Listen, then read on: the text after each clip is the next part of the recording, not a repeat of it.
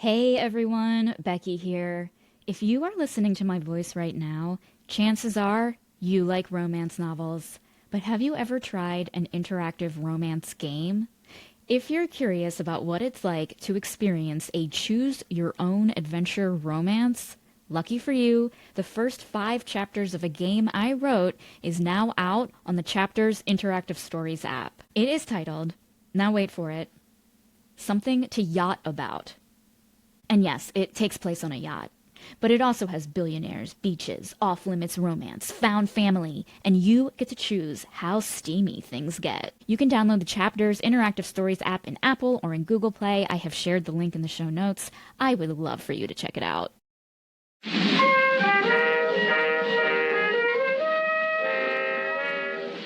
Hello, everyone, and welcome to Too Stupid to Live, a podcast about romance novels, usually $5 and under. I'm your host, Becky Feldman, and to quote a question that is in today's book, how can I make all of your dreams come true? Well, if your dreams consist of today's episode having a fantastic guest who is joining me to discuss a book about a submissive billionaire politician who is also a Minotaur, then your life isn't going to get any better than it is right now. Congratulations, you have reached the epitome of your existence. Yes, today we are reviewing a monster romance called Mastering the Minotaur with return guest Erin Whitehead, who is a lovely dear friend of mine, and she's also the host of one of my favorite improv podcasts, College Town. It is always a dream to chat with Erin, especially about billionaire minotaurs. So, truthfully, all of my dreams are coming true as well. So, please enjoy this review of Mastering the Minotaur. Oh my God, Erin, welcome back to this podcast, Too Stupid to Live. Thank you. Becky, is this my third time? This is your third time. Oh boy. We've had a very different range of books. We totally have. Do you see how I got fake just now? We talked about this right before we started. I went into a weird...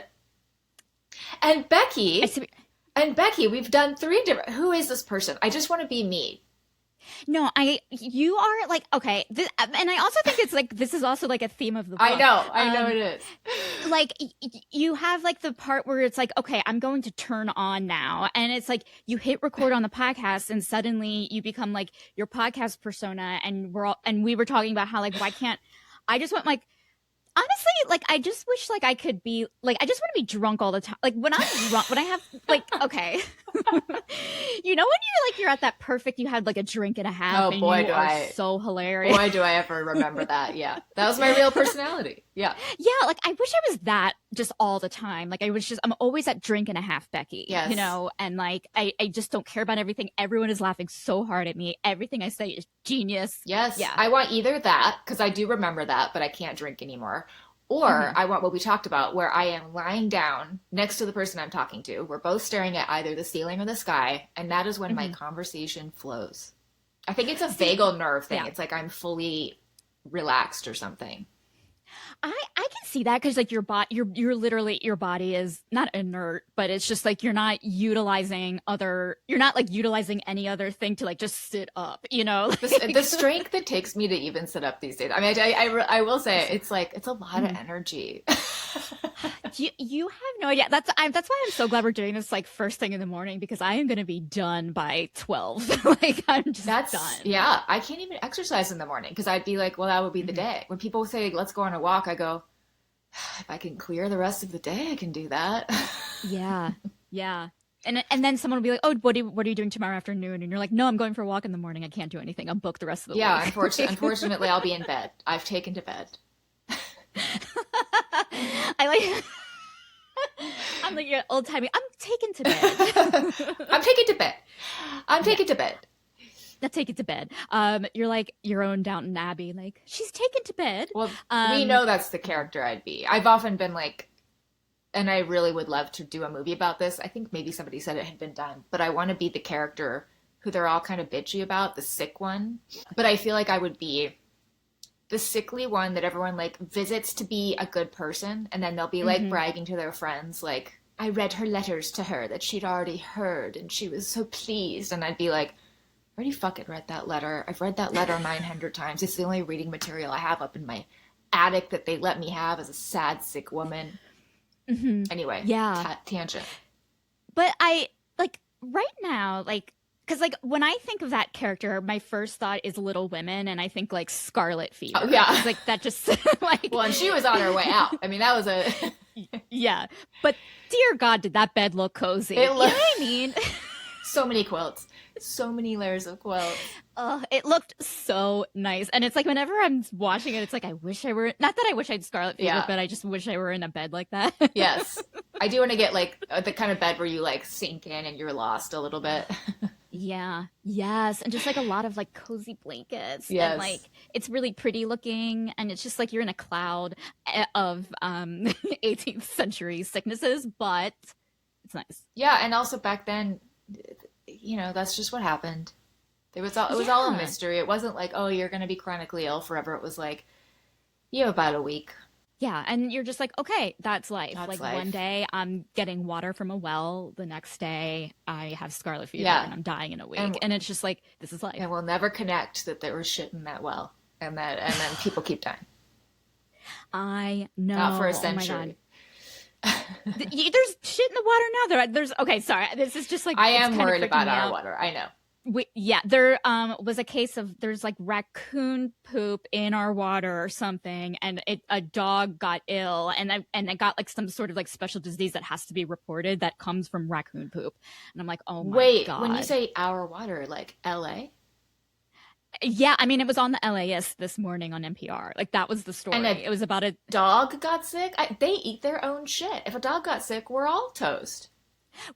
I'm because like I think because the raccoon poop, I guess, is just like the worst kind of poop, and they're pooping in our water. I'm not reporting this story This well is at all. so. Why do we live here? What are we doing? I don't know. It is so like I like I don't know. When I wake up first thing in the morning and I'll put on like the NPR, and then it'll go to like the local stories, and that was like one of the local stories, and I'm like, that's the one thing I remember. I don't remember anything else. I'm just Why like, would there's you? raccoon poop. Well, after that. Yeah, that is true. Yeah. Fair. Yeah. 'Cause- and then I was just like, I don't know what to do. And then I just went to the tap water and just drank a huge sip of water because I knew I couldn't You do it. can't So die I of did it. dehydration. I mean, you just gotta. But that's insane. All right. Well, I guess we. I know. I mean, all right. I'm gonna have to look. I'm gonna have to look into this. Yeah. Look into I'll call it. somebody. Okay. Yeah. Not to add any worries to anyone, but you know, whatever. I'm sure we're inhaling toxins and all this stuff. You know, who knows? I know, but it's so funny to knows? me that that's where we always go. Like the only end to any conversation is like, well, there's toxins everywhere. Everything's poison, Yeah. and you go, Mhm. yeah, but raccoon poop in the water that's killing people is a higher level than like Clorox. But okay, Right. yeah. Yeah, exactly. Yeah. It's not like someone's perfume. Right. You know, like this is like animals that are disgusting that are in our trash cans right now. Cute sometimes. With their little I'll hands. give them that. Yeah, their hands are fabulous, but Yeah. they are mostly rabid. God. I mean, honestly, like I think I really just want to lie. I really want to have a lie with you. I want to have a lie with We you. gotta I have a wanna down lie. with you. We gotta have a lie. Mhm. It's reminding me of like the only time I ever did Molly, and and Mhm. the only time I will because it fucked up my stomach, but it was truly the best experience. Mhm. I said to the guy I was doing it with, and I barely knew him anyway, but I go, "Hey, you're meeting the real me.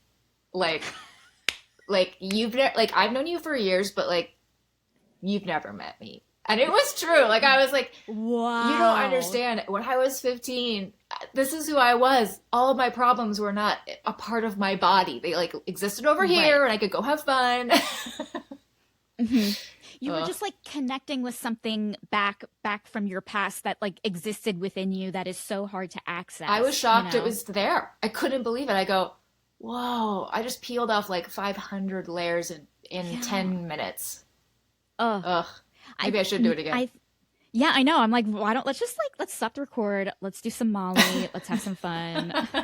Have you done it? I've never done it. Ugh, I tell you what. Should I? Yeah, I would. I would never not recommend it to anybody after the experience I had. Like no joke. Okay. And all we did, this is like this is like literally a friend of a friend who's very trustworthy and kind, but not somebody I'm close to. And we literally just like lay and talked for the 4 hours it lasted. And then I go, we should do another hit. And he was like, you're not really supposed to, like, it's bad for your brain. And I go, up to you. And he was like, well, we might as well. I'm the worst. Oh my God. I'm the worst. I'll always be the like, we're only having one drink tonight, 20 minutes later, but we should have two, right? Yeah. Exactly. That's like but like I love that. I love that because it's just like we're all thinking that we want to have two. We're all thinking somebody had to say it. Yeah. You're just saying what we're all thinking. We got to do another hit. Do another hit of Molly. Yeah. Okay, this is how you know I've never done Molly. Is it a pill? Like, or well, you, like... yeah, but no, that's a good question because somebody once was like, oh, I can get you ecstasy, and they got me something called liquid ecstasy. I'm making myself sound like a big drug doer. These are the 2 times I've done drugs, literally. Right, yeah. Whatever he got me is something just called liquid ecstasy. It is not, in fact, related to Molly, and whatever it was just made me really nauseous and maybe kind of out of it feeling. It was really bad. Actual Molly is a powder, and so it came. I think ours came in capsules, and I took whatever the highest dose was that you're supposed to take because I was like, if I'm going to do it, I'm going to do it. There's a 69-page document that MAPS put out, which is like, you know, the research body that does researches psychedelics. And it's all about like how to do psychedelic assisted therapy. And I read the whole thing before I did Molly as if I was going to like therapy myself. I love this. I love that you did the research. Oh, you're doing Molly. You're going to do the research. Made myself a workbook, which I immediately was like, I don't want to look at this. I'm perfect. I don't need to look at this. Yeah. See, that's amazing. Like that's a reason to do Molly. Yeah. You know, because you think it's going to be therapeutic, and then like you take it, and you're like, everything's fine. It was, everything's and in fine. that way, it really was. I really actually did feel better for like months after. Other than my stomach, which it truly did fuck. So it's a toss-up. Yeah, but it's like, okay, what do you want? Like a good mental outlook. Sometimes you have to sacrifice the rest of you, which we shouldn't have to, actually. Now that I think about but it's hard because then you go, if I can't leave the house due to diarrhea, how good is my mental state gonna be? I know. Yeah. The age-old question, really. I mean, it's really like the catch-22 of, is a snake eating itself? That kind of, you know. You know, I've never understood that, and now I get it. And now exactly. I get it. Yeah. It's like the, you know, the infinity, the infinite loop of like what came first, the chicken or the egg. You know, it's like one of those philosophical situations. And now I see. I used to always look at that and go, release your tail, you idiot. You're biting yourself. Like, but now I get it. See, I used to look at it and I'd be like, well, at least you got something to do. At least you're enjoying yourself. That's how I see it. You're so supportive. I guess I enjoy eating my own tail every now and then. What can I say? Speaking of tails and eating. Oh, yes. Good thing. Oh, my God. You had requested, because like we reviewed Sinner. Yes. And you had requested, like, you know, you're like, bonkers, whatever. You wanted something like very like kink friendly, very exploratory. Is there a reason behind that? So, and I think I mentioned this briefly, but I watched Dying for Sex, and I've watched it 5 times all the way through. Which is not a time commitment. It's so short. Yeah, I had to watch it in a weekend because I was like, this is going to fuck me up. I can't watch it. I can't. Do you know what I mean? Like, I can't watch it. It's so sad, but it is so... I was like mind blown. And maybe this shows what a prude I am. Maybe everyone else was like, yeah, this is very normal now. But her exploration of sex as not just penetrative, traditional sex. And I mean, I loved everything about that show. I loved Jenny Slate. Best performance of all time. Like, but I loved her thinking she was like, I want to do that. I want to be in control.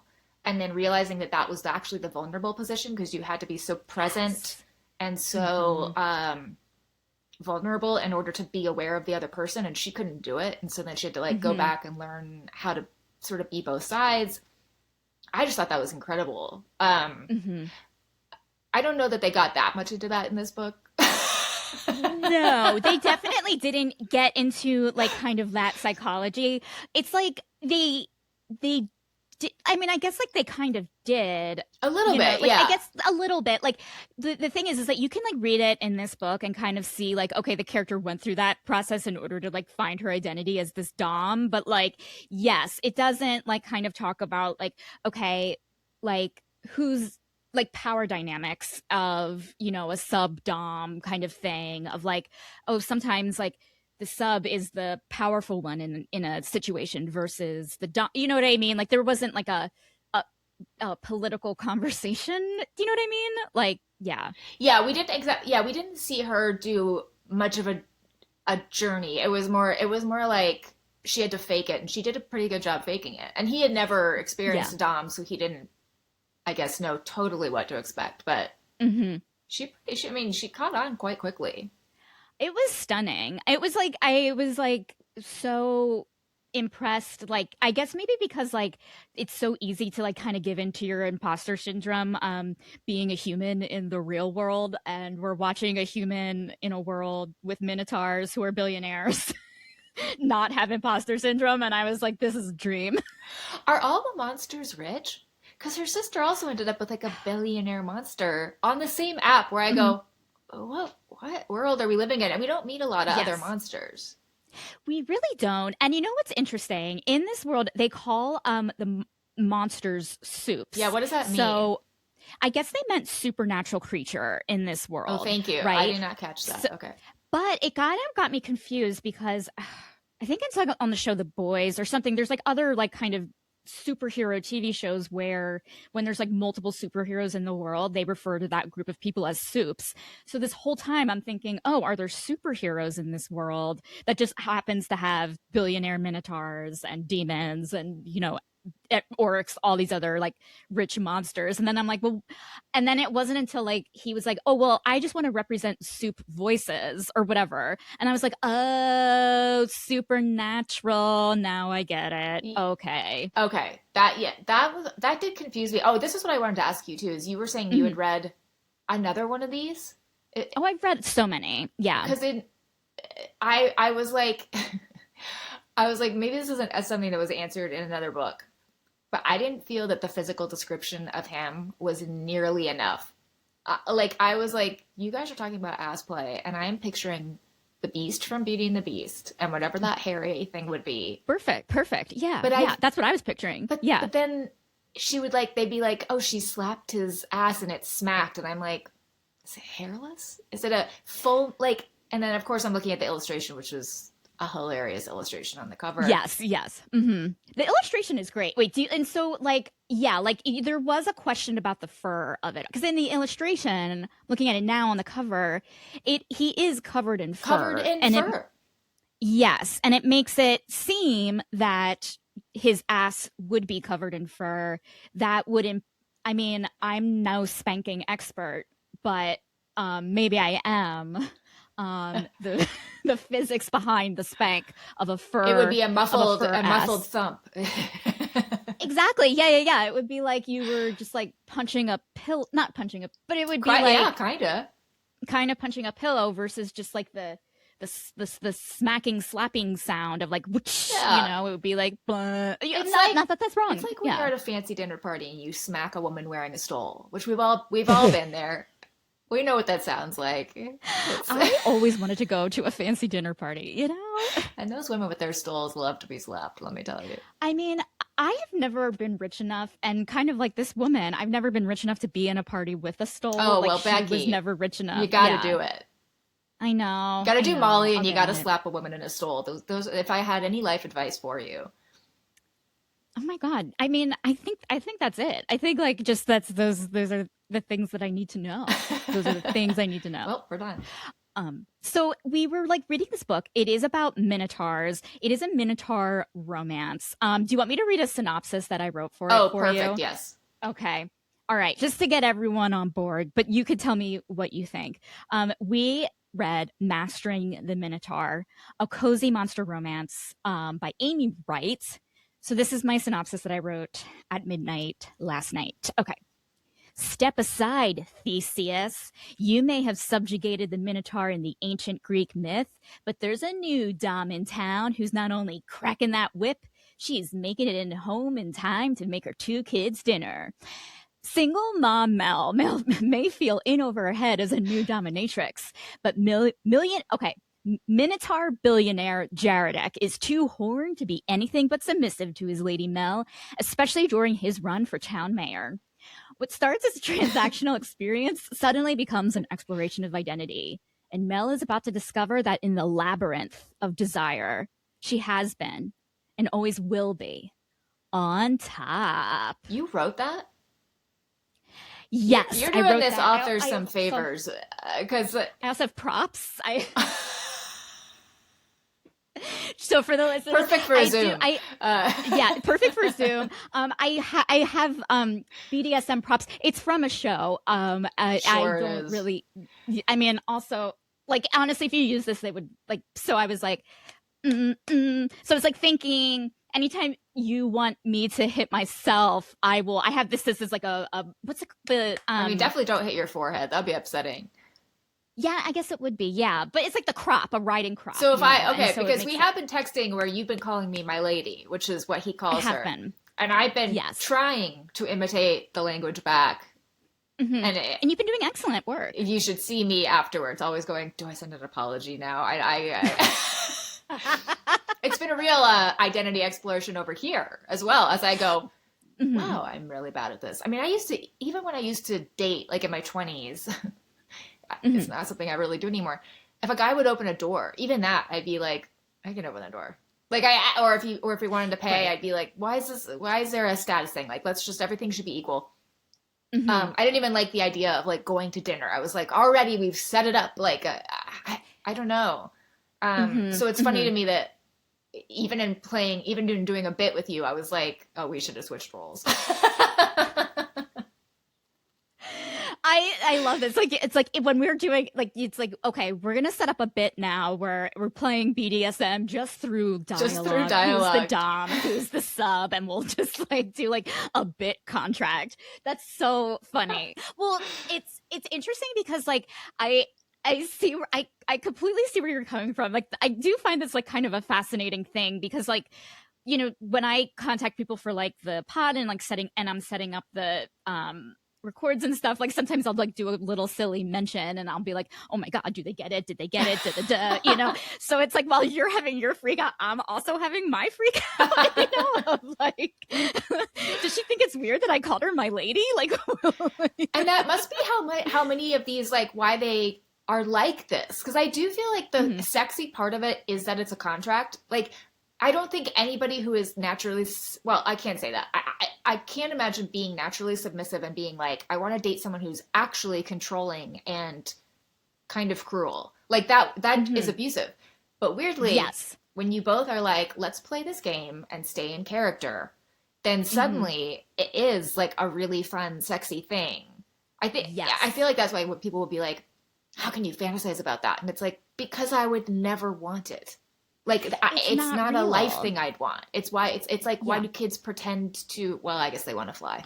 I really do want to fly. No, but like, I think that, like, you know, like, why do kids, like, when they play house or whatever, like, one pretends to, like, be like, okay, let's pretend I'm sick and you're taking care of me. And it's like, no one wants to be sick. But it's like, let's explore this scary thing in a really fun and safe way. Exactly. Yeah. And I think, like, with this, like, I don't know if it's just me, but I'm like, it felt safer being when their relationship was transactional versus, I mean, I know the story is like lines are getting blurred, right? Like it comes on as this dom for this Minotaur, and they're developing feelings for each other.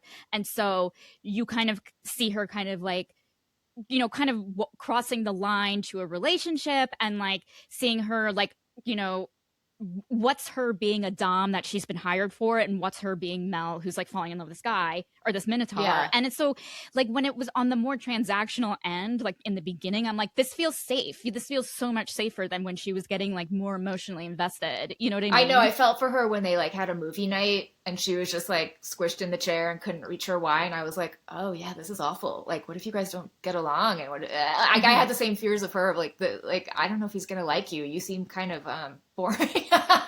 Yes. Yeah. Like honestly, like they both, the character development for both of them, I think wasn't like they were kind of like stand-ins, which is fine. We're reading this to see a woman whip a Minotaur. Sure, and, it's a novella. You can only go so far. Yeah. But like there were times where I was like, oh, okay, like this is so bad. But like sometimes like when I was watching like Love After Lockup, it's a reality show where people are falling in love with someone who's in prison, and in the first season there is a guy who's just continuously getting conned by this woman for money, and she's kept coming up with like these like things of like, oh, my kids, oh this, oh I owe that, oh I owe this. And I was like reading this book and seeing that this woman like really having those kind of situations where she does need him to come in and like, like, can I stay here? Whatever. I was just like, oh my God, like this is a sweet love story about a, woman who needs help and is afraid to ask for help. But it was kind of interesting to kind of see the true story behind like the one that ends in heartbreak. You know what I mean? Yes. I mean, So yeah. It's very much like the Pretty Woman thing where you go, I don't think that's ever happened. No. Like it's lovely to see the fantasy, but then you go, I'm pretty sure that usually she doesn't get to stay the night in the Beverly Hills hotel. Yeah. Much less the exactly. week. Like, yeah, I'm like pretty sure that he would never, like, she has 2 kids and it just warms up to those kids right away. Like, and this is like a lifelong bachelor who's never said anything about kids. Right. And granted, that could be the case. Like, I'm sure there's a lot of like men without kids who are great with kids naturally, but like again, you don't expect like I guess in our narrative, like a first thought of like if you're like dating someone with kids and you're telling someone that, their first thought is like, whoa, that's complicated. And I think our brains go there too. Yeah. And here he is not being like, this is a complicated relationship because she has 2 kids, Yeah, and not only that, but when he tells his parents about her, he's like, and she has kids. And then when his mom was so excited, she was like, I'm a grandma. I went, is he not able to have kids otherwise? Or like when he said she's his mate, are they going to have, are they going to have part Minotaur? Wait, is it Minotaur or Minotaur? I keep messing it up because one is a lion. Minotaur. Yeah. Mm-hmm, which is bullhead. Bull. And then apparently a furry or not furry man body. We're not sure. Yes. Mm-hmm. Is a Minotaur a lion? I thought. Wait, I could be wrong.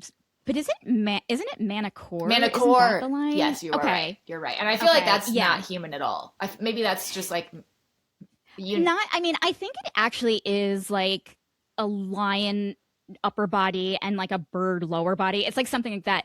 Is it still fuckable? Absolutely. Becky's like, I've read that one too.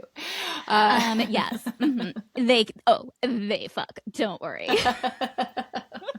I was worried. I'm happy. Oh yeah, no. I'm happy. All monsters all mythological monsters fuck, and that's what the Greeks wanted when they first invented them. These guys fuck. Well, as I was thinking about it, I was like, absolutely, that's how they came up with this. Like, that back in those old Greek times, there were, and I want to say more men, but I don't know. I would say MAGA probably does this too. I feel like a lot of men were fucking animals.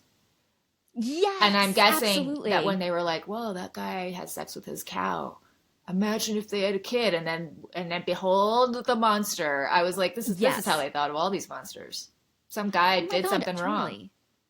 Yes, like, and I think that like it was like some guy did something wrong, so they invent these monsters to kind of scare other people. Only then do we realize that the person who did something wrong was the inventor of the monster itself. You know what I mean? Yeah, yeah. Like, okay, it was me. I fucked the cow. What do you want?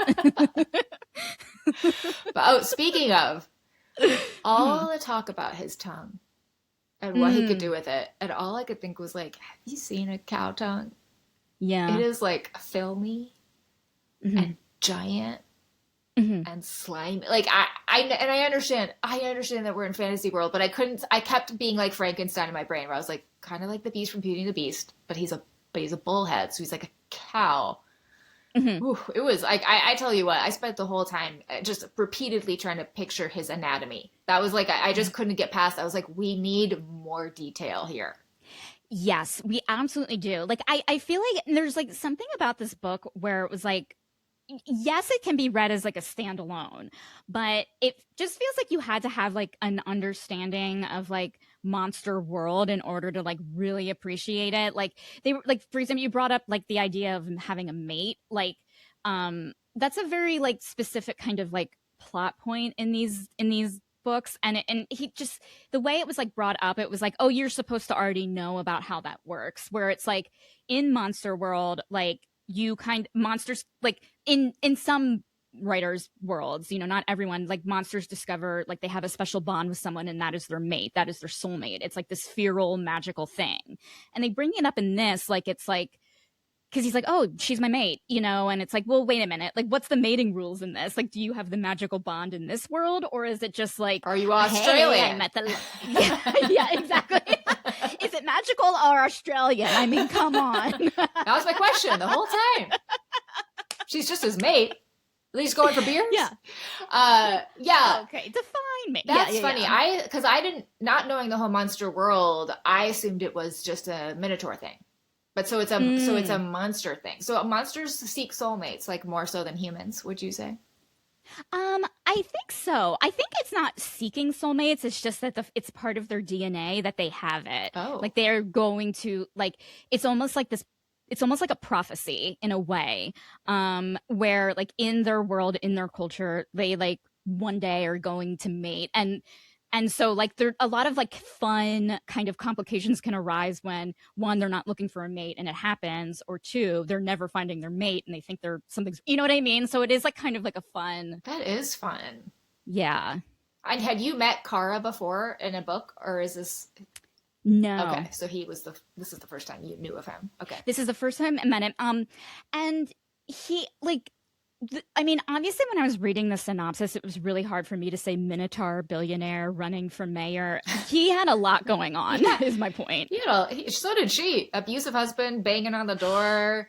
I Yes. mean, they both they raised the stakes in such funny ways in both ways. I'm like, we could have probably done without the husband and the mayor part.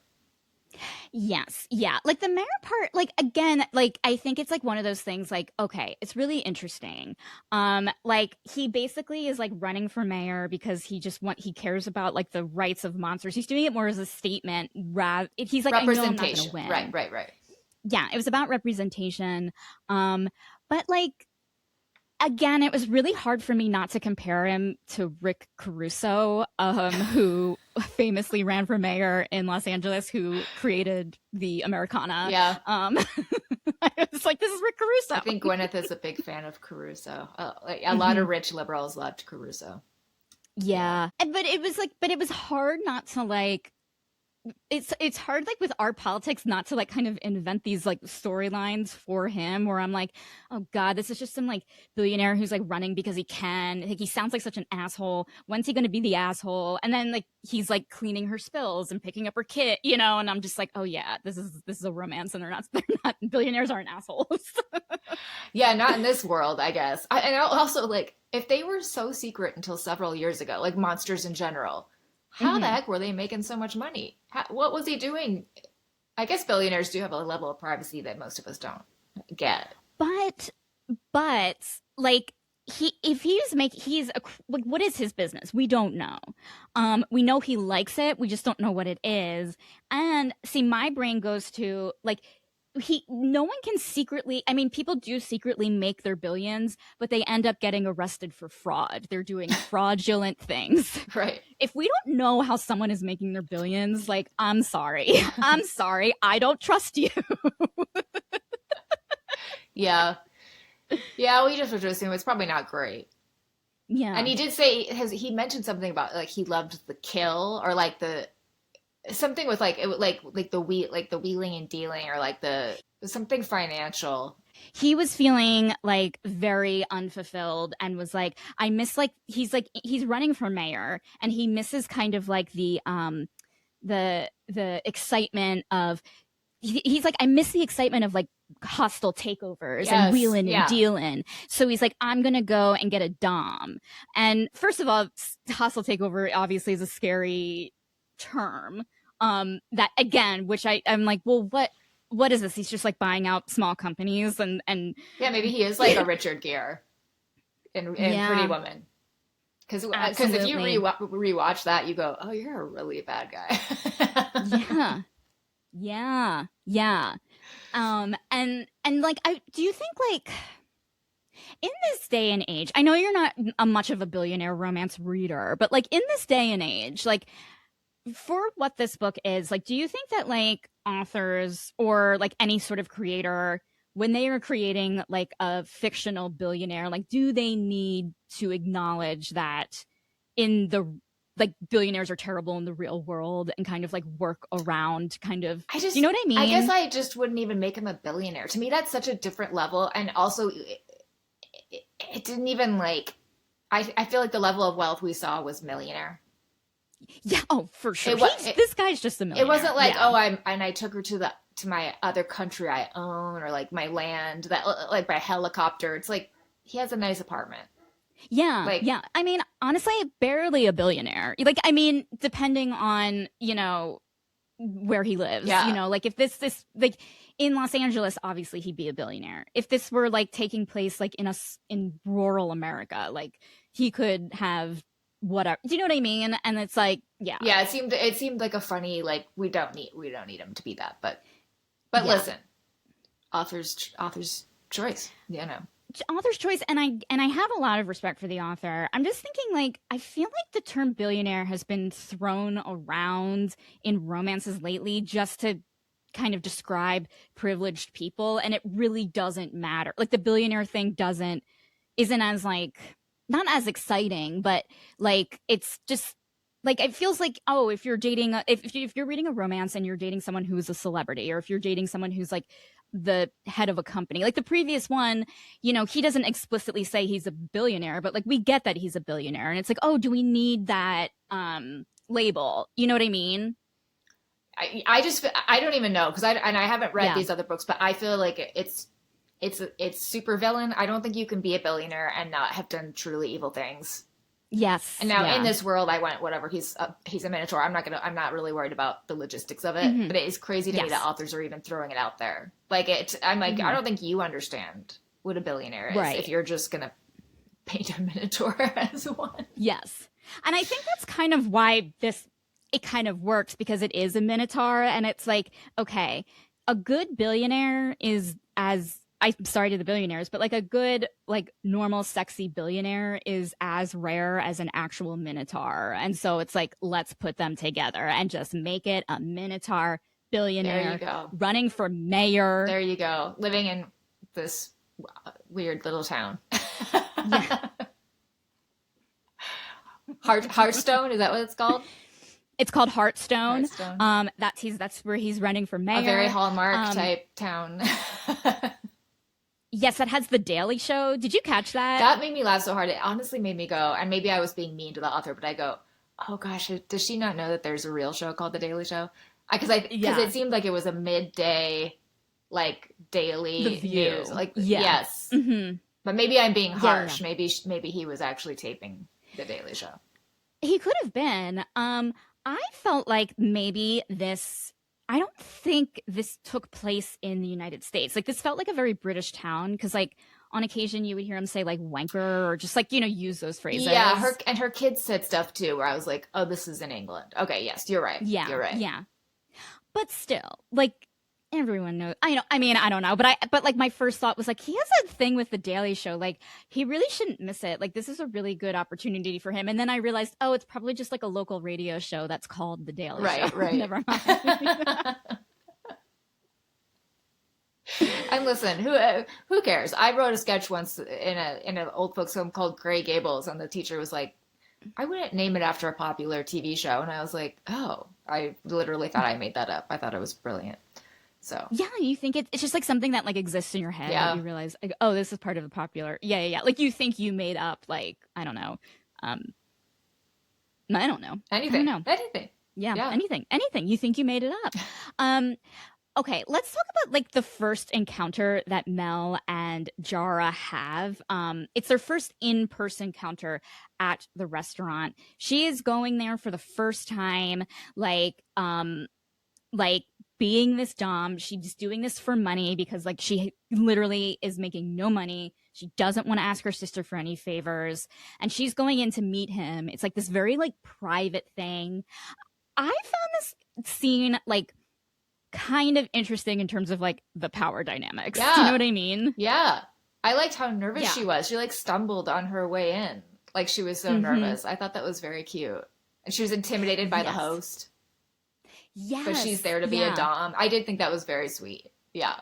I love that. I loved when like they're getting food and she's just like, tell me like you have to do this and you have to do that. And then they put down like bisque in front of her and she has like She's no like idea what slurping it it up. Yeah. yeah. And I was like, that I really like this is so fascinating right now. Like kind of like who has the power? And it's like maybe it's like kind of showing that in life, like both people can have the power depending on how we look at it. Like, I don't know. Like, it was just like kind of fascinating to Yeah. me. Well, and that it really is like an agreed upon thing. Like I'm sure he could have Mm-hmm. like looked her up and down and realized like, oh, these clothes are cheap. She Mm-hmm. doesn't have power. But that's not the point. A billionaire is never going to be able to hire somebody who actually has power over him. So, Of course. yeah. Yeah. Yeah. That is a good point. I mean, because again, you have like the transactional nature. He's the one paying. Yeah. So, like, if we're looking at it in terms of finance, he will always be in power. He will always be the privileged one. But Except I but don't know, then if we're looking, Becky. I pay my doctor and I feel like they own me. Whenever I pay for any service, even if I pay for a fucking massage, I'm like, "Oh God, like they have to tell me exactly like when does a towel come off?" It doesn't, Mhm. and it doesn't. Right. I've only had Right. one massage. I hated it. But here's the thing, but like ideally, like if you got a massage and yes, you are paying the masseuse, you for that hour, you can be like, touch me here, don't touch me there, focus on that, do And this is this. why I hated it because I won't do that. And I don't even like knowing. I'm like, you need to tell me when to tip. You need to tell me, like, I like to be led through, and they kind of act like, oh, you know how to do this, and this is like a first day on a job, a Mhm. nightmare. I think Yeah. it must be that I really don't have this. I don't have a comfort level with this being in charge Mhm. part. So I think this is all kind of making sense going back to our bit part where we have decided that you're the dom in the bit. Like this is all kind of like making sense. Like you either like will like you need to be in charge of like and tell someone else what to do, but you can't be told what to do. Wait, that came out wrong. I'm just saying this is fascinating. It is fascinating because I'm thinking about it too, and I'm like, I feel like I can take charge in it, like let's say in a creative situation, in a sense that like I can be like, oh, if no one's gonna lead, I'll lead. But it's sort of a Mhm. like I'm fine to take on that role, but I wouldn't say I'm like a natural alpha.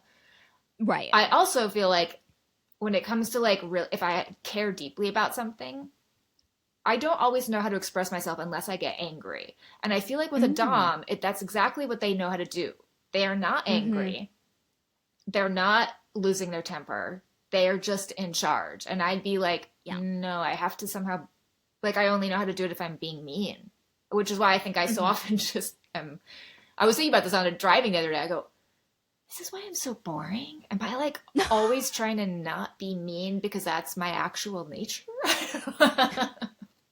But I have a question for Yeah. you because you describe taking charge as being mean. And I'm curious if that's like an Erin thing of like you think cuz like okay, she's not being like Mel isn't being No, not at mean all. to Jara when she's like, well done, do this, do that, I'll think about it. Like she's like she's teasing him and like saying what he wants. Obviously she's doing it in a tone that like seems mean and I'm like so curious like I freak out when I don't even like say thank you, or like, and I freak out after I send someone a text as well of like, did I sound mean and all this stuff. Yeah. And so I'm just like, what? I guess maybe I'm like, what does mean mean? So what And yeah. I mean, I know that like I can be actually mean. And I'm trying to explain how, I'm trying to think of a good example because like I really don't do it as an adult. Like I really like try to curb that part. But I've definitely had, when I've been called out, and I've been called out a couple of times, it's when something has really deeply bothered me on a like maybe ethical level, and I don't quite know how to just address it in a way that's like, hey, that's not okay. So I get real mean towards the person who did the thing, which isn't helpful. Right. It's not helpful. And I've heard people be like, when you are unhappy, the energy shifts in the room. And I was like, wow, ooh, I'm powerful, but also I don't want to do that again. I want everyone to like me.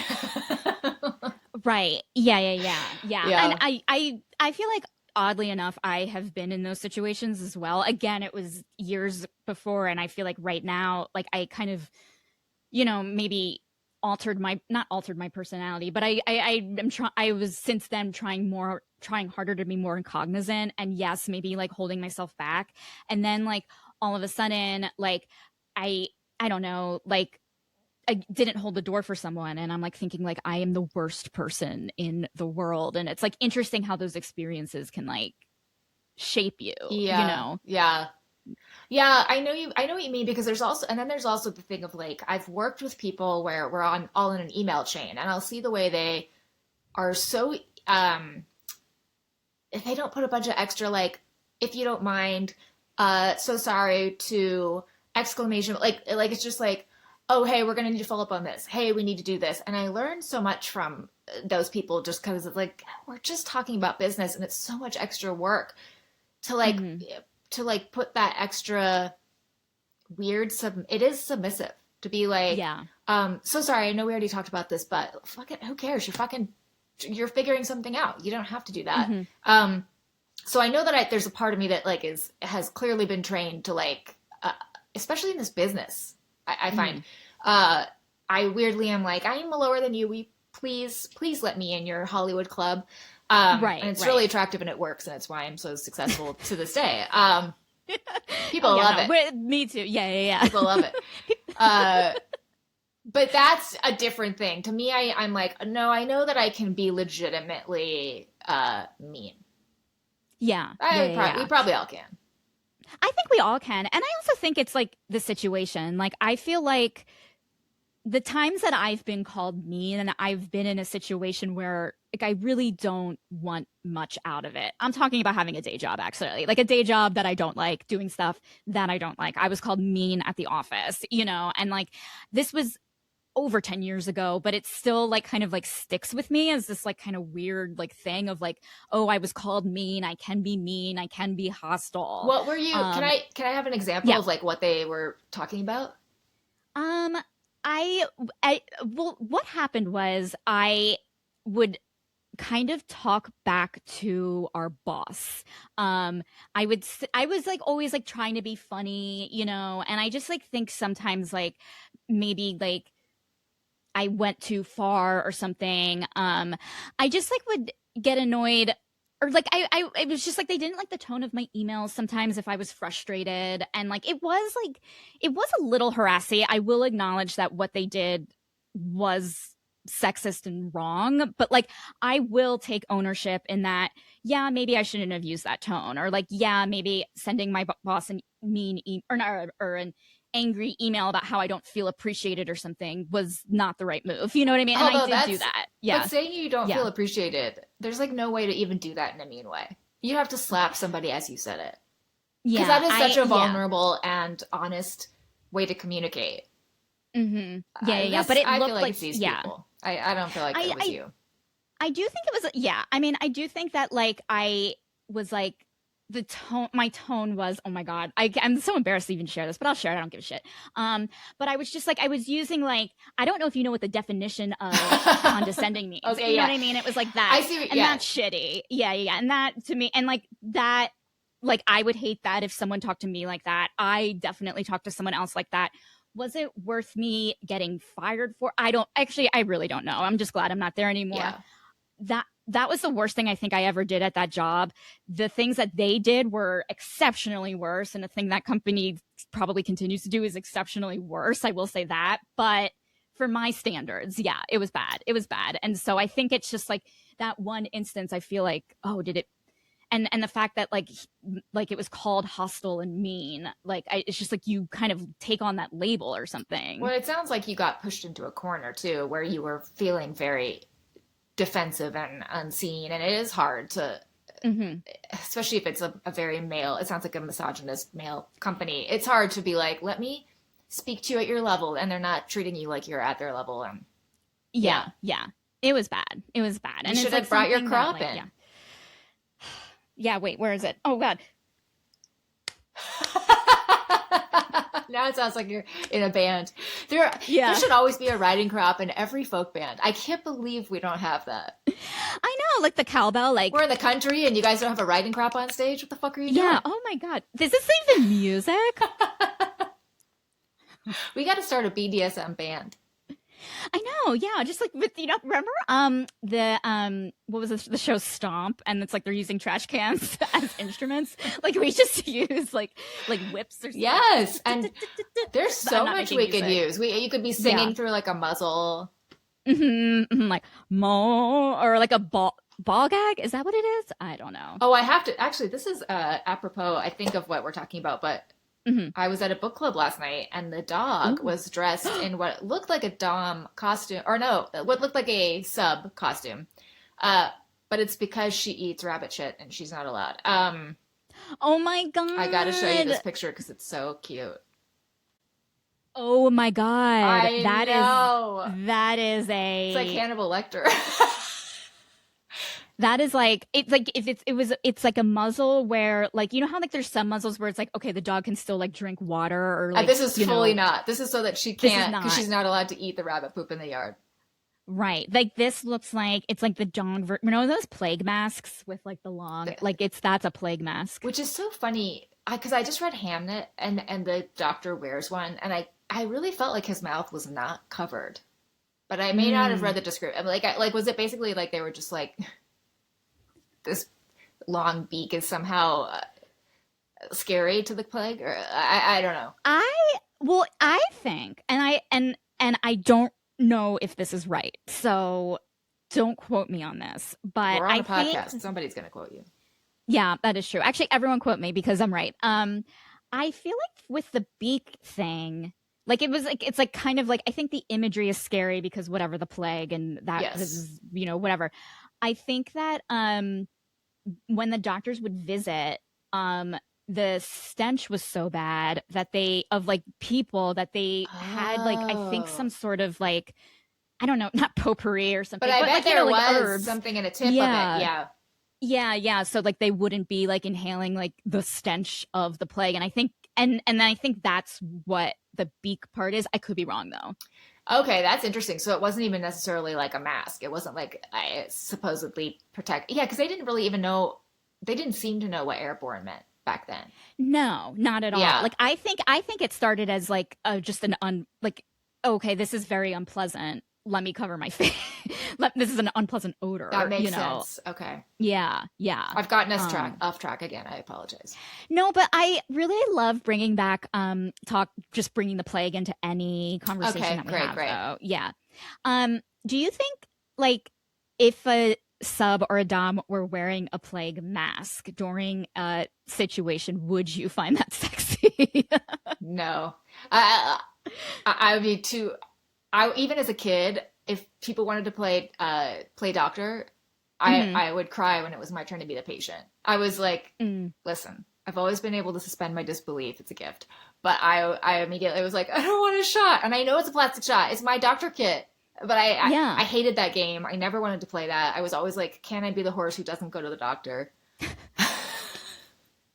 You could ride me. You could ride me to the doctor. I just don't want to go.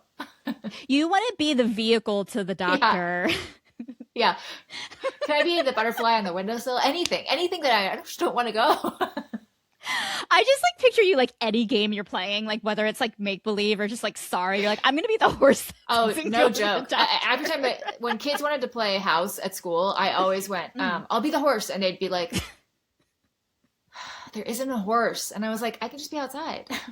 I just grazing. I'm great. So what? This is not established as a city family. Yeah. I love this. And even if it was, you could still have a horse in the city. There's city horses. I was just shocked that children wanted to play mom and dad. I found it so gross. And I think partly because I was convinced I would never turn into an adult again. Mm-hmm. Yeah. That's something that probably explains why I haven't moved very forward in life. But like, I was like, I'm so glad I was born as a kid. I could never be one of these adult things walking around. What a nightmare. Oh, and I was right. I honestly kind of in the same way. Like when I was a kid, I was just like, I'm just gonna have to like get married and like change my name, like, and then I didn't even consider it. Yeah, I was like, oh, never, none of that for me. Yeah. Ugh, yeah. And then I was like, I don't want that. I can see that in terms of like the power, like, okay, being mom and dad sounds cool because we can tell people what to do and we can do whatever we want. I get that. That must be what the draw was. Yeah, but definitely like, well, like even like showing like, I thought what this book actually did to bring it back to the book. Yo, thank you. Yes, Becky, well done. What this book actually did very well was show how difficult parenting kids can be. I think that like there are so many, and I know you're a reader, not much romance, but like sometimes like I find the presence of kids in novels to be kind of grating when they're just so fucking cute all the time and everything they say is spot on, and it's just like their timing is excellent, they're never throwing tantrums, they're never doing this. In this book, which I loved, we caught her kids at the crankiest moment of their day, and I loved that. Yeah. I did like that she's trying to take a phone call and they're just having like a bloody death fight for whatever TV they wanted to watch, which I was like, yes, put it on. Just put their movie on, get on the phone. Yeah. And like I liked it because like it felt very like, not that I'm a parent and I know, but the specifics of it all, of like, oh, I made pasta this week. I don't like pasta sauce. And it's like literally last week you said you like pasta sauce. And it's like, that was very specific. I even remember doing that as a kid, and not intentionally, but it would be like, well, I liked the taste last week because blank. And it would be something like, I was at so-and-so's house and they were also eating it. Mm-hmm. And so I did like it because my friend was eating it. But I don't actually like it. And how could you serve it to me this way? Yeah, it's such a funny... Yeah. There's like a kid thing too of like, you are legitimately upset your parent doesn't know you, even though you have changed your mind 900 times. Exactly. Yeah. Like they can't just like guess that like right now you just don't want to eat whatever is on your plate, you know? Yeah. And it's just like, it is so grueling. And especially with like food, because like there was another part that I was like, I kind of like, I know this is like terrible and a parent reading this is probably like, what a nightmare, but like when Jara gives the younger son ice cream and he wasn't supposed to, but then the older sibling was like, I want ice cream, and then it's like she's just like, what the fuck do I, you know what I mean? Yeah. And it's like just these added complications that it's like it felt like, I don't know, like it feels like doing like a negotiation with like in the midst of the Cold War, but it's just like two kids and ice cream.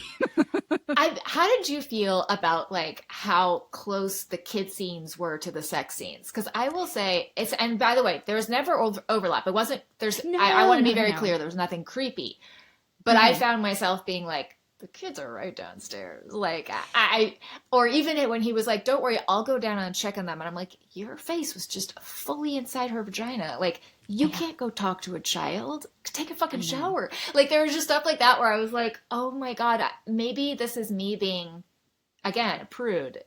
Mm-hmm. But I was like, it was all too close. Meanwhile, I understand that sexuality and children exist in the same world. So, I don't know. But I think you're right. Like, I think, like, again, like, this is a novella. It's probably condensed. I think if this were longer, sure, there'd be a nap and a shower and, like, maybe some pillow talk. You know what I mean? They're probably exhausted. I'm exhausted reading them.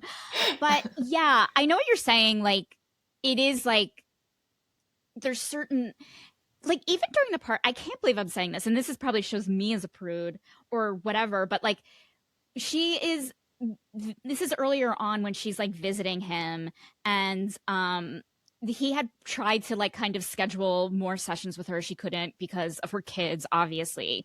And so they have a moment where I think it's like when she actually kind of gives in and lets him pleasure her. She has an orgasm and all this stuff, and he's like, why can't I see you all the time? And that's when she admits, mom. Yeah.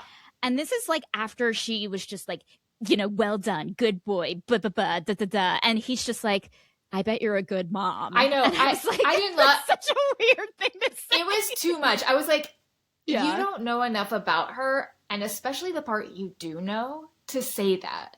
Like, what do you think? Exactly. What do you think? She goes home and goes, oh, you cleaned your rooms. You have pleased me.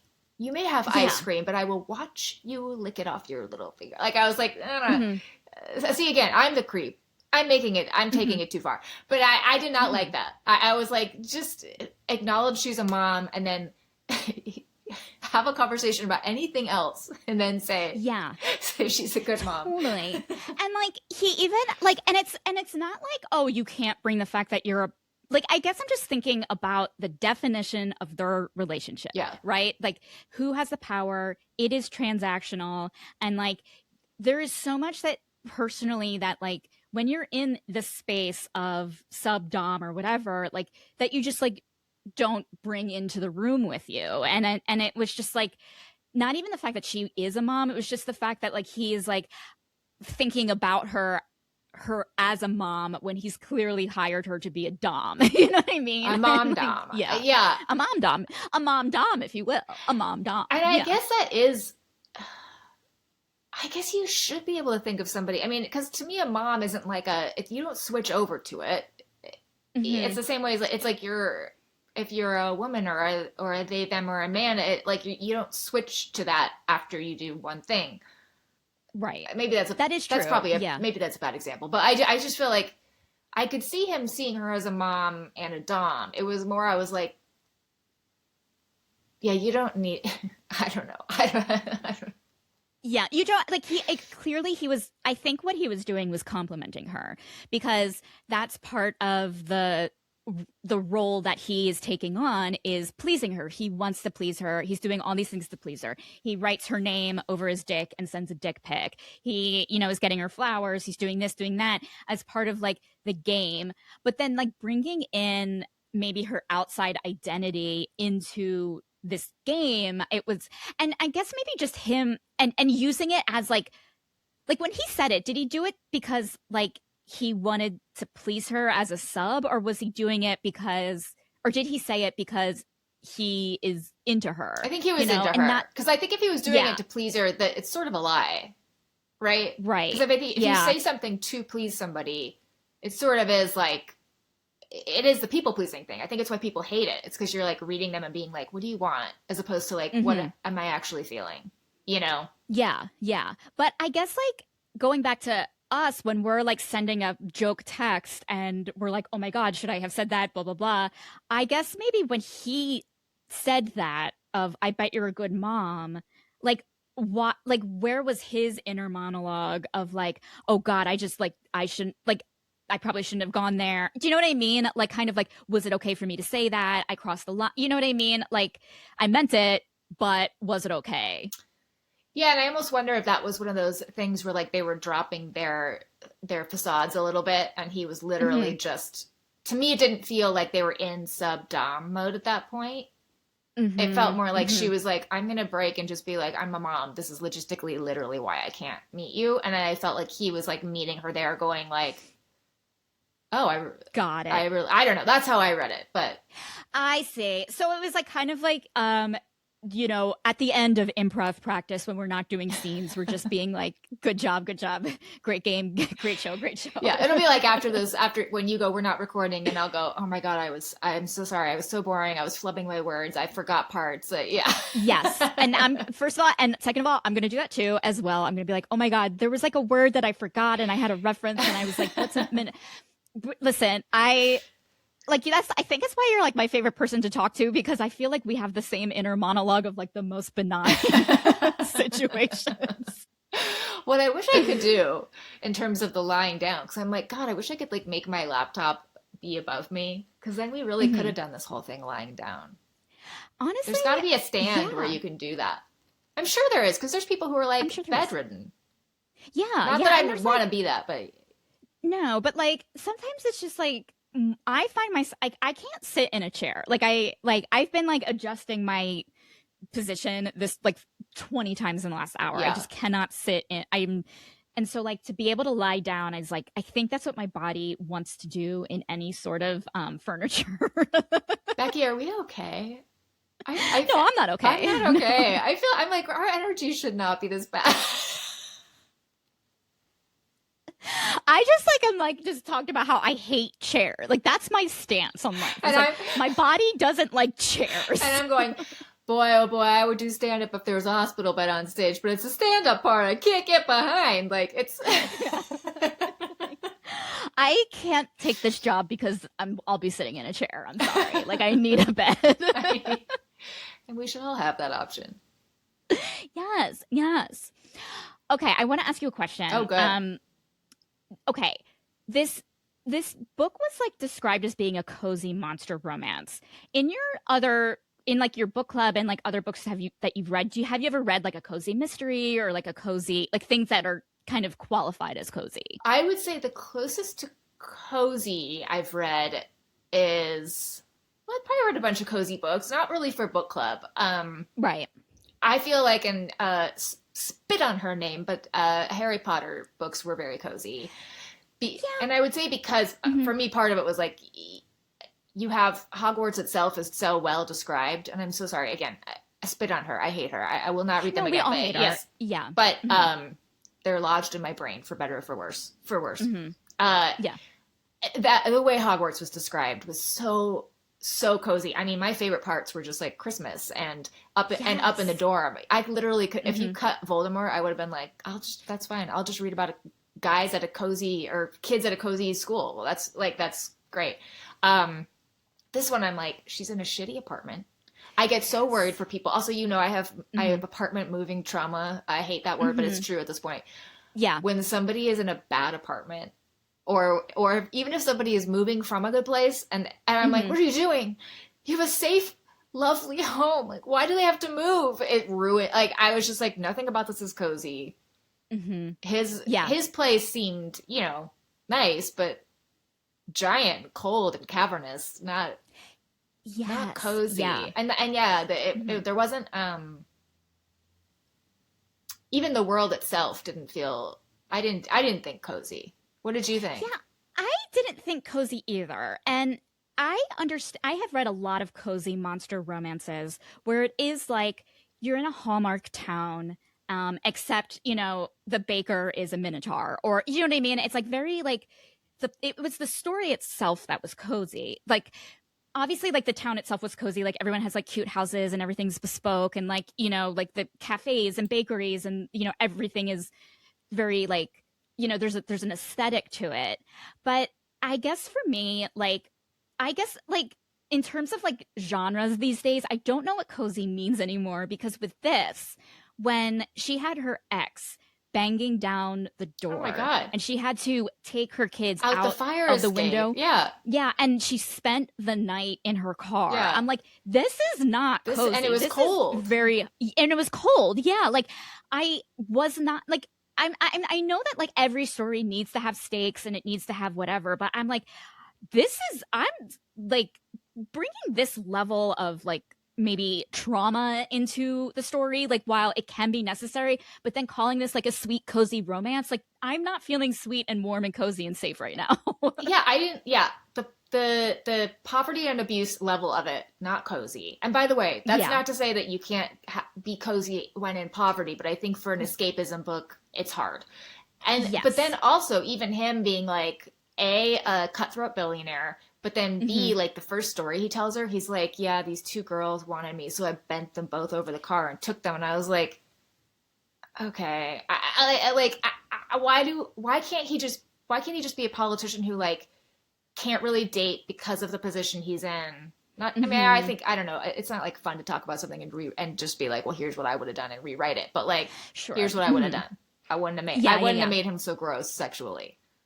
Yeah, I will say, like, I see what you're saying, like, because it is like kind of like, especially like when this is being described as cozy, we do not think, even though like small towns people are doing it all the time, and I know that there's other stories that have like, and I've read other cozy monster stories where there's just like insane sex. I but like with this, I will say like with his like the way he just the way like the context of like why he was doing it, the fact that he didn't want to bring them home, the fact that he didn't want to be seen because he was like high profile, like the fact that he like didn't I don't know, like kind of not respect, because like he did respect, like he didn't do anything wrong, but just like the fact that he cared more about his image in the moment than like anything else. And I'm like, cozy people don't do that. Like, I don't know. Yeah. That's not cozy. Yeah. And I just need I need more aesthetic descriptions. Like, I think that's, anytime I read a book where, I would say this is where I find that, like, the coziest books to be, and these, they're not really book club books, but when it's like a fantasy and the person is like on a quest and they're like, you know, they're in dangerous terrain and they're in the mountains and maybe they've like lost their gold to a spider demon or what have you. And then they show up at a little cavern and it's like immediately they walk in and it's like warm and there's a barkeep and they've stopped serving food, but they're going to give you some stew and some cheese and bread. I'm like, and there's like a warm bed upstairs that they let you have. Like, that's cozy. I'm like, give me the descriptions of like the little human details or monster details. And this was just a lot of ice cream. And then when he goes, this grossed me out. He goes, dairy products are my comfort food. And I go, did you have to say dairy? Yeah. Especially because like he was doing it in such a sexual way. And like sometimes I don't think sliced cheese is sexual, but I do think of it as dairy. Yeah. I never need, I get people being like, I love ice cream or I love, whatever, broccoli soup. Sure. But just don't say dairy. It's a weird know why. way to describe food. It's even like when people go, I love carbs. I go, just say I love pizza. And then, or tell me all the carbs you love. I don't need to know the kind of digestion it you know, like. That's it. I think it's like when people like start using, they group food, they like describe food in terms of like how it digests. Like, I'm like, I'm not turned on at all. Yeah. Like, ooh, I'd love to rub a starch all over your body. Yeah. God, I could just like go from like protein right protein. now. Yeah. Yeah, like I like a good protein. And it's like, gross, what are you, my health teacher? Like, say meat. Yeah. Be a man. He fed me from the top of the food pyramid and then I smeared the middle of the food pyramid all down his chest. Yeah, we got every category. Michelle Obama. Like, I don't know why. Yeah, and now the triangle's all changed up. I mean, they're switching the order. I don't understand. I barely understand the concept of a triangle, let alone a food pyramid. I thought they had debunked the whole triangle basically when they found out that it was like the dairy industry or the bread industry paid for it. It was something crazy, right, where it was like it was never even based in science. Never real. Yeah. Yeah. Oh my God. Of course. Okay. I do want to ask you. Okay. I do have this thing. As you know, Minotaurs have been like are a monster that's like in popular art. What are your like? Do you like mythology? Like, do you like kind of these like kind of like stories of like these monsters? Like, how much Greek mythology are you like into? I mean, it's not that I wouldn't be into it, but none. I really don't read that kind of stuff, and I mean, as a kid, I wanted to be a unicorn. So I played that. Yes. I played that a lot. The unicorn who doesn't go to the doctor, or the horse. Never go to the doctor. Oh boy. Yeah. Healthy. I'm a healthy horse. Yeah. I mean, I loved I guess as a kid, I loved like the last unicorn, and there was a manticore in that, and there were many strange things in that, but none of them were sexual to me. Um, Right. Yeah, yeah. So you see it more as like kind of make-believey fantasy in a non-sexy yeah, I think way. that's why in this one I really like, because I was so hyper focused on what hair was where and what parts Yes. were man and what part, like I was Hmm. like, does he have hooves? We never even know. I Uh, know. Yeah. There. like I know he has Mhm. hands because he can obviously open ice cream and dairy products, but I was like, because she can finger her, but oh yes, yeah, no, that too, that and too. open dairy products and he could finger and open dairy products. But he's so loomingly large. But even that, I was like, but how big are we talking? 12 feet, 8 feet, Yes. like. So I think I was so hyper focused about like hairy ass play and what was actually going on that the whole time I Hmm. was just like, I have too many questions to be turned on by this. Yes, I am kind of with you on that. Like I feel like again, I think I said this earlier, like it's one of those things if I hadn't read Minotaur romance before, like I'd be like I I would have a hard time kind of like wrapping my head around it. Like I do like that the author the story fully says like she is turned on. This is a world where this is a turn on. So we Yes. got like that level of consent, but or of like kind of eagerness to hook up with him. But like, yeah, there was a lot of like, okay, what does his body look like? So I have Oh, some pictures of great. minotaurs that have been used in art, classic art, Oh my God, all these Becky. years. Let's see if I can do this. Is Okay. this where they say she Allow. understood the assignment? Did I understand the assignment? Oh, okay. Yeah. Okay. Oh my God. All These right. are Minotaurs used in actual art. This is just the cover of the presentation.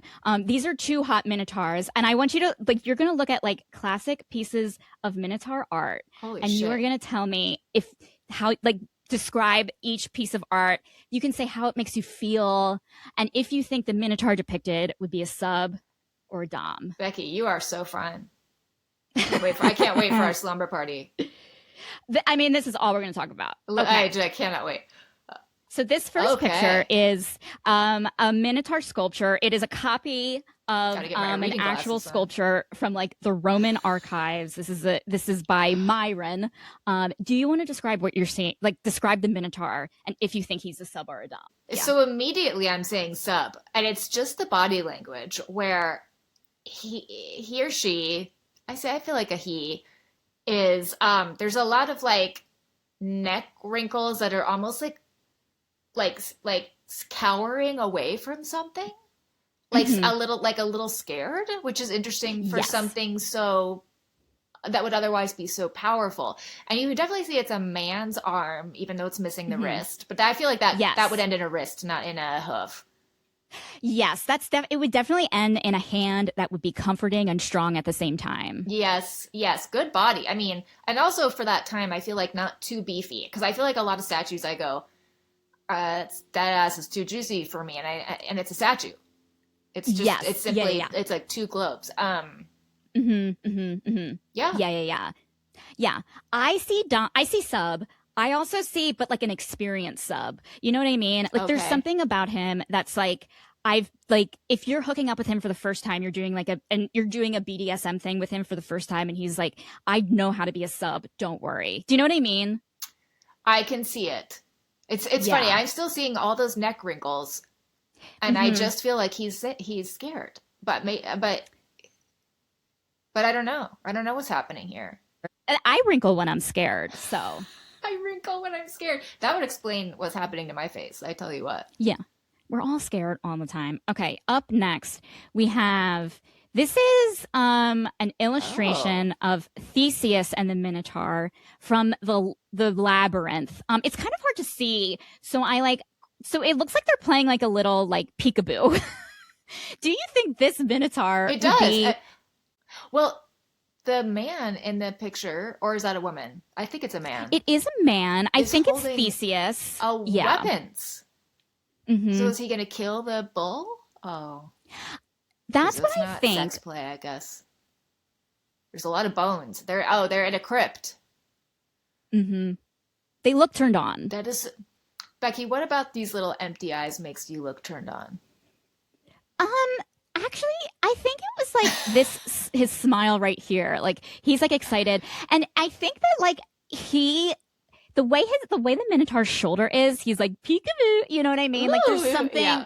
He's yeah, like, kill me, daddy. I can't wait to die. yeah, yeah. Like I think This they're is, excited to do this. I mean, this to me also like, this just looks like a bull. I guess he's a Yeah. minotaur, but I mean, there's no man. Those are like claws, which is Hmm. maybe their fingers. Yeah. Listen, No, this is for I don't know. sure a bull. Okay, wait. I think the next one is full bull. Look at this guy. Holy cow! This is another Literally, illustration holy from cow. Dante's Okay. Inferno. Look at this guy. Look at his Oh, face. It's like kind of he has four it's not just like like two legs. He has four legs. It's like centaur-esque. But he's got some abs, he's got some arms, he's got some horns. Sub I feel or like. dom. Oh, hmm. I think Dom. I think he'd be Hmm. like a fun drag queen type. Like, look at this performance. Look at his arms up in the air. Yes. I almost feel like, I mean, Yeah. there's a fire in the background, so something's burning. Yes. And then there's Hmm. this Doesn't like, care. this man is like protecting this woman, but I feel like he's Hmm. like, I'm not gonna kill your woman. I'm giving her the performance of a lifetime. Stop being afraid, you stupid Yes. human. I didn't burn that Hmm. castle down. This is my show. Yes, like this is part of it's called foreplay, man. Yeah, for sure. Because Yeah. like, what if like the woman that the guy is protecting? I wonder if like they're in love and he was like, "Don't do that to my sister," and he's like, "No, wait, I don't understand. This is we both consented to that." You know? Yeah, yeah. Yeah. Yeah. This Yeah. was an agreed upon arrangement. She and I have lived on this level of hell for a long time. We do this. We're in. Yes, exactly. Like, what else are we gonna do? It's hell. Give me like, let us have some fun. His face is so funny in that. His face is very funny. Like he looks like he's like holding something and it's like "Whoa," I know. and Yeah. very dumb, very dumb to me. And okay, here's another picture of a Minotaur by Oh. George Frederick Watts. In this is a Minotaur kind of like he's like on the edge of like a castle or a balcony and he's just like and we see him the back of him but he's like gazing out into the yonder if you will. Hmm. This to me is this is royalty, but he likes to Mhm. play us up because of his massive power. I think this is the Yes. most similar to our character that I've seen. Now, maybe he's young because his horns are not very big. So maybe Mhm. he's like Yeah. an 18-year-old Minotaur prince and Yeah, Prince Minotaur. he's not comfortable with the power that he's in and he just wants somebody who can like take over for a while. Yes. Yeah, yeah, yeah. Like he needs like he's like I need a teacher. I yearn for a teacher. Yeah. And I mean, they're really cutting off his presentation in that bottom right-hand corner. I know. I wish we could see some butt. But George Frederick Watts, I know. Leaves it I to the know. imagination, though. That's artful. That is artful. Oh yeah. Oh, show Finally me we this have one. Oh, my goodness. Pablo Picasso's King of the Minotaurs, painted in 1958. This is a How? Pablo Picasso Minotaur. I've never Do you seen think this he's subbed our own? Picasso. Well, this is interesting. This isn't a main Picasso. I found this website that has like his kind of like his sketches, his like his B-sides, if you will. I would put I this on think my this is a wall. I B-side. love this. Ooh, you do. I love this. Oh my God, this style. It's so funny to be like, I love Picasso. I don't know if anybody else has ever said that, but I love Picasso. But I just love asymmetrical, almost like quote unquote badly drawn, Yes. but really beautifully drawn. Really beautifully drawn. Oh my God, I love this. Is he smoking a cigar? Yeah, like it seems like he's holding a wine glass and and he's like resting his head on like one hoof or hand, Yeah. like or paw or something. He kind of is like he looks like, you know, like his teeth are gritted maybe, or maybe that's kind of just like the style of it. And he looks just like very like he's thinking. It's just like he seems like not in a good not in a not like I'm sure he's doing well because he has wine, but he's just like stressed about something. That's what I'm feeling. And he looks like he's wearing like almost like a cloak. Like I feel like he's sitting in a tavern. Mm-hmm. Is he a Mm-hmm. sub or is he a dom? I Yeah. feel like he's just lonely. I feel like he doesn't know. I feel Oh. like he's yet to discover that journey because he's like here I am cloaked in my cozy tavern. This is a cozy story. Yes. And he's a Minotaur who doesn't know what he's looking for. Yes. Oh my God. You know what I think? I think he's a newly divorced Minotaur, moved to moved to this cozy town. He doesn't know anybody. He like is but like tonight he's gonna meet the one. But it's like, like this is just the first night. He just walked into a new bar for the first time, and like he's just like, did I make the right choice in life? He's gonna find out he will. But Yes, I yeah. think a woman who works at the tavern, or a man, or maybe it's Mm-hmm. a man is going to walk over and he's going to set a whiskey down and he's going to say, Mm-hmm. I didn't order this. And he's going to go, I know, but you want this. Oh, And that's the I'm so beginning. turned on. So turned on right now. Oh my God. Thank you for your artistic insight Are you into. kidding? Thank you for that slideshow. Oh, here, I can take my reading glasses off now. Oh, actually, and to quote Ilya Rozanov, leave them on. You know what I Okay. mean? No, I'm just kidding. Okay. Okay, well, this is a question. Did you watch Heated Rivalry? What's your thought on Oh, Heated how Rivalry? funny. So I'm on episode 3. I started last night. Oh Because my God, I literally just spoiled a thing for you. I literally spoiled a line of dialogue. I'm so sorry. I won't know. I will never Okay. remember. No, Okay, good. Sean has been trying to get me to watch it forever, and I keep Hmm. going, hockey and a lot of sex, not really my thing. I love it. It's It's beautiful. It's really I beautiful. it is such a beautiful show. I am so glad you're watching it. Talk about a juicy ass. Talk about a juicy ass. If like That I would love Russian. the Oh my God. juicy ass. Like if he was just a minotaur, my life would be made. So you want more fur. You want more fur. I think you know what I like about minotaurs is like I really like they have stuff on their body that could kill you. So it's like if their hooves, like if they have hooves and like they kicked you, like you could literally your chest would be concave, but they're not going to do that sexy. I mean, that's If just a they're man, Becky. We're always hanging out with guys who could just murder us at any second. I know, I know. But I guess it's you just like though when it's not just um human nature. It's an I actual think appendage. so. Yeah, I see. Yeah, like I think kind of like I think I've had some sort of like sexual attraction as a kid to the beast from Beauty and the Beast, and it has just shaped my life, and it's probably one of the reasons why I'm still single because I can't find a goddamn monster to fuck my brains out.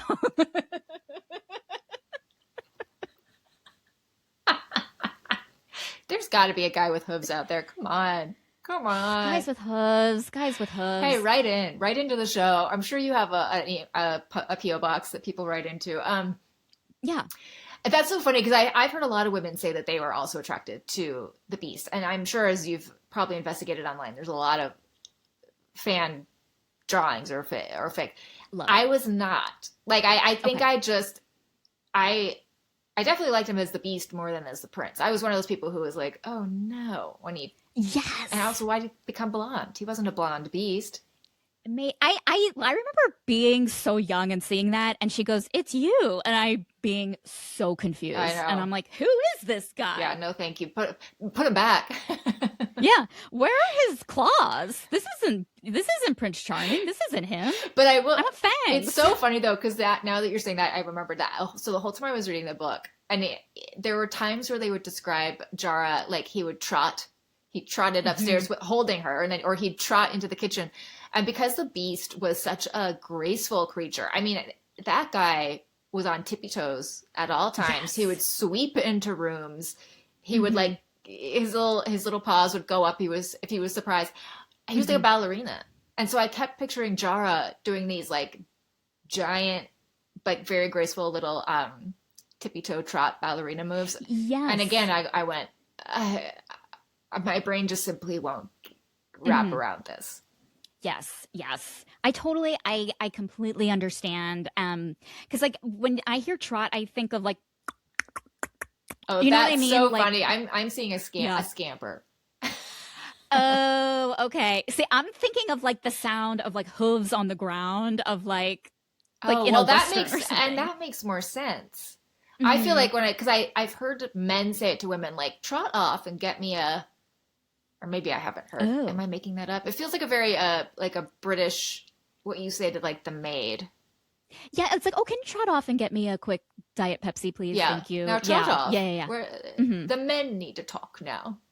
Right. Exactly. Yeah. Well, why don't you trot off to the parlor And then she's like, play your... boop, boop, boop, boop, boop. She's like a horse. Don't mind if I do. She scampers up a tree and then she's out of their way.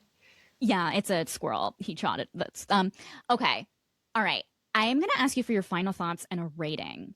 Now, in the final scene of this book, they do introduce ass play. She is wearing a strap on.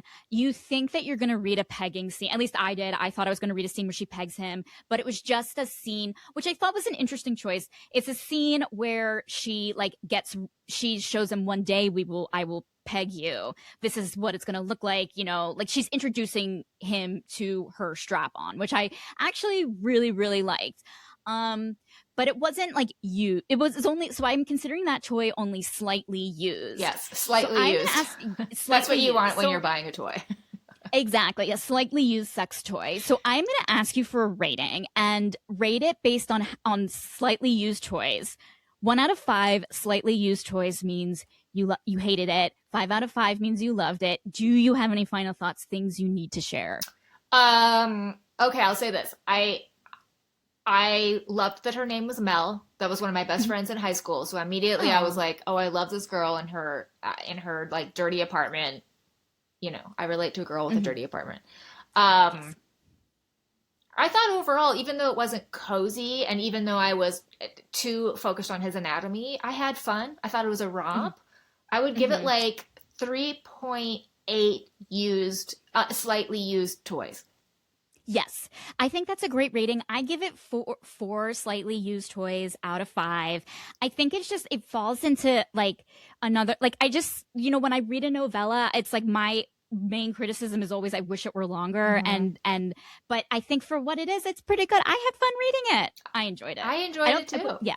I wouldn't call it cozy, but it is a romance, so you do have your happily ever afters and all that stuff. But yeah, it was fun read. Yeah, and I liked that his parents were sweet and babysitting. I mean, that part, it almost like got cozier towards the end. And with the setup of not even quite using the toy, I went, oh, maybe she's getting ready for a sequel. I don't know. Maybe. I don't know. Yeah. What else? I hope we read it. There was something I forgot to say. I really enjoyed that, like, there were moments where like they talked about his horns getting in the way and like how he had to like duck out. I know. It was really funny. Like he like had to like just like, oh hey kids, and to like say hi to the kids outside of the window, he had to do like a ooh. And they can like hold on to his horns and then he stands up. Yes. I was like, oh, that is like a fun uncle energy. Yeah. It really is. Like if you want a fun uncle, tell your sister to marry a Minotaur. I just love that her sister too was like, what was her sister's husband? He was an obsessive something demon, Obi demon. He was a demon. Yeah. Oni demon. Oni. Yeah. In my mind, I went, I don't know if you would look like a squid, a lizard, or a man. And I love that she didn't tell me. I'm like, babe, you are making this up. I need to know. Yes. I need to know more. Yeah. Pictures or it doesn't exist. Yeah.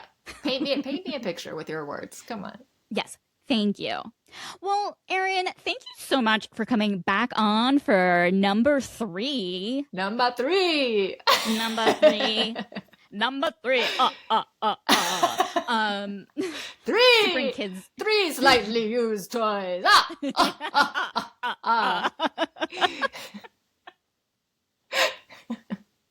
Thank you for having me back on, Becky. Oh my God, it's always such a pleasure to talk to you. I can't wait to talk to you lying down. I can't wait. Thank you so much for tuning into today's episode of TSTL. If you listened and you need like a visual reference of the Minotaur art that I showed Erin, don't worry, you can find a video of that online. I'll link it in the show notes, or you can visit tstlpodcast.com or tstlpodcast.substack.com. You'll find it. Thank you so much for listening. And if you really want to please me, you better have a great rest of your day.